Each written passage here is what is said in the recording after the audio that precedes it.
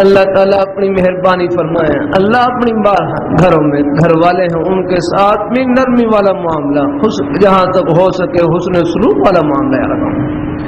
ہاں خلاف شرع کوئی بات ہو اس میں تو خیر ان کا کہنا نہیں ماننا ہے, اس میں بھی چلو نرمی سے ترغیب دیتے رہیں. اللہ تعالیٰ سب کو اللہ نے نیکی کی توفیق عطا فرمائے, سختی نہ کرے, نرمی سے کہنا سننا جاری رکھے. الحمدللہ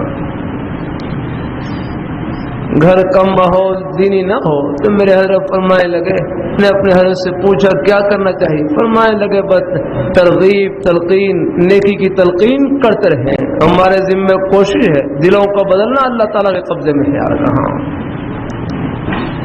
ان کو نیک ماحول میں لائیں, نیک مجالس میں لائیں. دین کی باتیں سننے سنانے سے بھی دلوں کو ٹھنڈک پہنچی ہے. یار کہاں گھر میں فضائل اعمال کی تعلیم کر لیا کریں, گھر میں فضائل اعمال کی تعلیم کر لیا کریں, گھر میں فضائل اعمال کی تعلیم کر لیا کریں. شیخ الحدیث حضرت مولانا محمد زکریا صاحب رحمۃ اللہ علیہ کتاب اللہ والوں کی, ان کی کلام میں بھی نور ہوتا ہے, ان کی تحریر میں بھی نور ہوتا ہے. یار اللہ تعالیٰ ان کے بظاہر سیدھے سادے بول ہوتے ہیں لیکن نور سے بھرے ہوئے. یار اللہ